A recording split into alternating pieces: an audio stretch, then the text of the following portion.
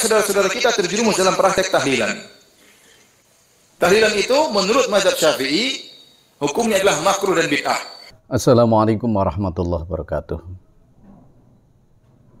Saudara-saudara, mari kita mencoba untuk meneliti kembali, meluruskan kembali tentang apa yang disampaikan oleh Firanda Dirja, Ustadz Wahabi yang gemar membid'ahkan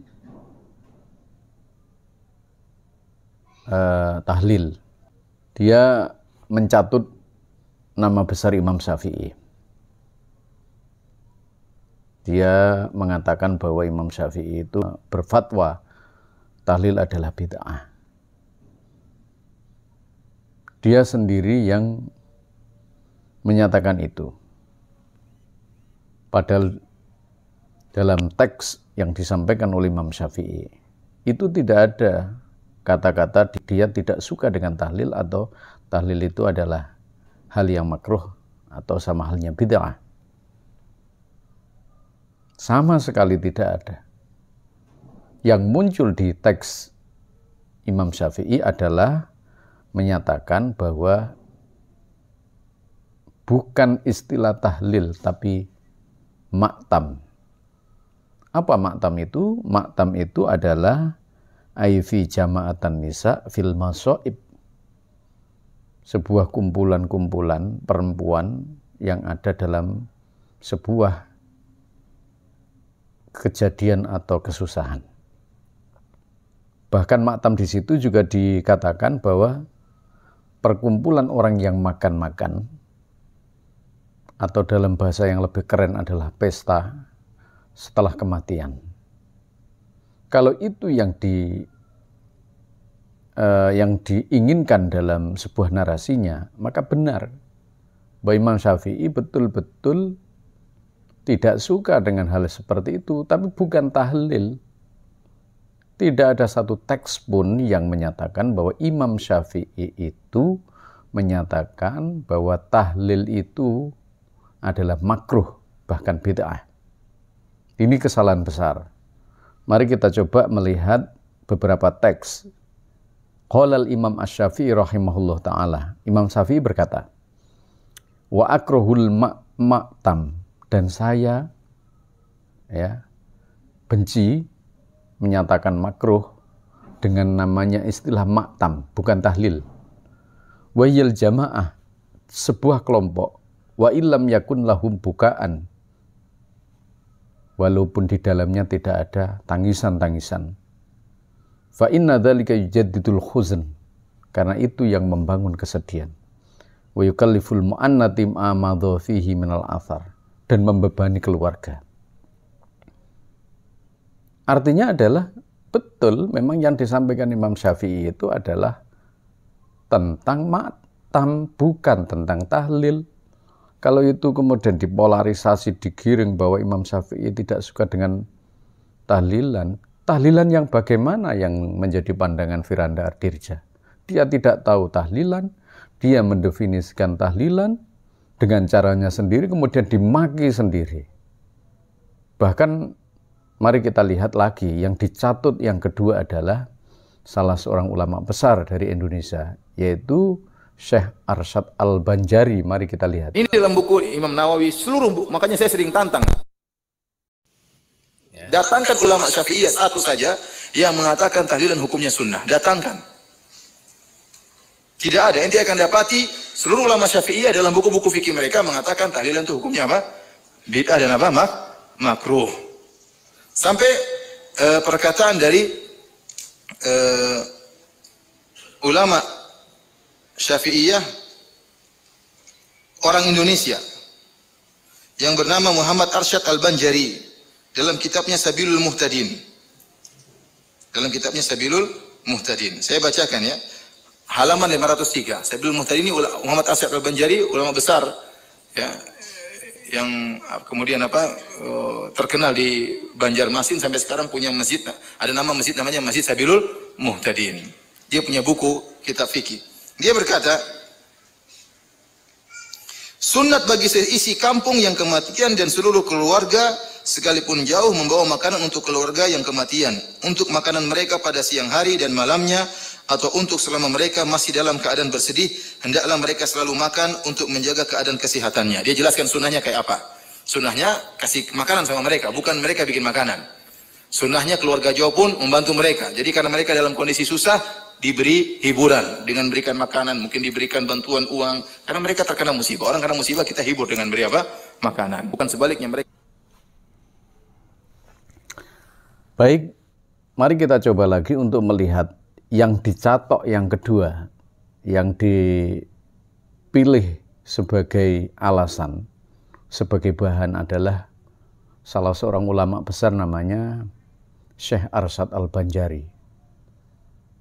Nah, Syekh Arsyad Al-Banjari ini dalam kitabnya pun halaman 87 itu mengatakan bahwa beliau menyampaikan bahwa ketika ada orang meninggal, diperbolehkan baik saudara-saudaranya maupun mertuanya untuk ikut tahlil, bahkan di sana diperbolehkan untuk mengikuti haul. Jadi mari kita coba nanti kita lihat kalau Anda punya bukunya. Yang dimaksud dengan apa yang disampaikan oleh Syekh Arsyad Al-Banjari itu mengacu kepada Imam Syafi'i tentang maktamnya, bukan tentang tahlilnya sekali lagi. Karena yang jelas orang yang tahlilan itu walaupun di sana ada makanan, walaupun di sana itu ada kumpul-kumpul, tapi di dalam tahlil itu bukan hanya makanan. Di dalam tahlil itu ada sederetan doa dan zikir yang dibaca bersama untuk keperluan, untuk kebutuhan mayit. Artinya untuk meringankan beban dosa yang dilakukan oleh mayit. Di sana ada namanya membaca la ilaha illallah. Pantaskah dikatakan bahwa la ilaha illallah itu sebuah kebid'ahan? Di sana ada membaca zikir. Pantaslah membaca zikir itu adalah sebuah kebid'ahan. Padahal Nabi sendiri mengatakan bahwa zikir itu adalah hal yang penting. Pantaskah di sana kita membaca Quran itu adalah sebuah kebid'ahan? Padahal Imam Syafi'i pun mengatakan bahwa membaca Quran di sanding kubur, wa in khotamu, kalau khatam hasanan itu lebih bagus. Imam Syafi'i pun mengatakan itu, dan itu disampaikan oleh Imam Nawawi, muridnya Imam Syafi'i. Jadi walaupun membaca zikir,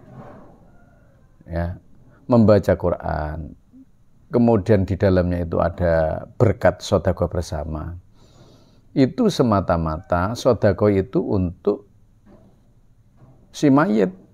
Karena dalam sebuah konsep dasarnya dijelaskan, tasaddaq alal amwat, sedekahlah untuk orang-orang yang meninggal di sampingmu. Fa innal malaikata yahmiluna sadaqatal ahya ilal amwat, karena malaikat itu akan membawa pahalanya, bukan sedekahnya, kepada orang-orang yang sudah meninggal. Apa yang dilakukan oleh orang-orang yang sudah meninggal? Apa respon mereka? Allahumma ghfir liman nawwara qabrana wa basyirhu bil jannah kama basyarna biha. Ya Allah,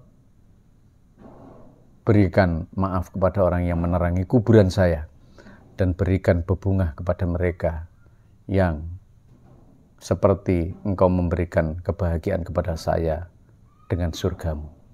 Ini artinya ada nilai sedekah.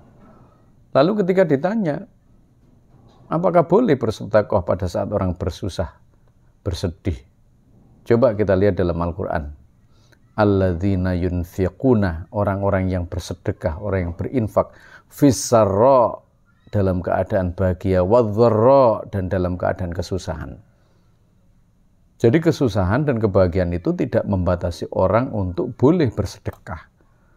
Artinya, mereka dengan ridho dengan ikhlas bersedekah, bukan mereka terbebani. Artinya, mereka itu melakukan hal yang tidak dilarang seperti yang dilarang oleh Imam Syafi'i karena terbebani, dan tidak dilarang seperti yang dilarang oleh Syekh Arsyad Al-Banjari seperti yang disampaikan oleh Firanda Adirja. Artinya, mereka punya dasar. Bahkan di dalam sebuah hadis dari Tawus, salah satu sahabat Rasulullah, dan marfu hadisnya, ya, al-mu'min itu yuftanuna fi quburihim sab'an. Orang mukmin itu dicoba 7 hari dalam kuburnya. Dan wal munafik, orang munafik 40 hari. Dan apa yang dilakukan oleh orang-orang pada saat itu? Ya, mereka memasak makanan. Mereka mensedekahkan makanan itu. Lalu kemudian mereka mengharapkan berkah dari sedekahnya itu, sehingga menolak bahaya. Maka namanya selamatan, supaya selamat.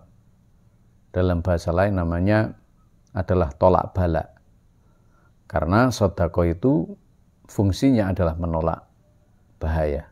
As-shadaqatu tadfa'ul bala. Ini artinya bahwa kita harus tahu bahwa yang disampaikan Firanda Adirja ini bukan tahlilan. Karena tidak ada sama sekali teks yang mengatakan apa yang dibenci oleh Imam Syafi'i dan Syekh Arsyad Al-Banjari adalah tahlilan, tetapi al-ma'tam, makan-makan setelah ditinggal mati oleh keluarga. Tapi ketika ada orang makan di sana dan diberikan, itu dalam rangka sedekah dan mereka tidak terbebani. Artinya mereka melakukan hal yang tidak keluar dari jalur syariat agama. Kalau kita sudah melakukan, kita teruskan. Jangan sampai karena orang-orang seperti ini menjadi provokasi amaliyah kita. Wallahul muwaffiq ila aqwamit thoriq. Wassalamualaikum warahmatullahi wabarakatuh.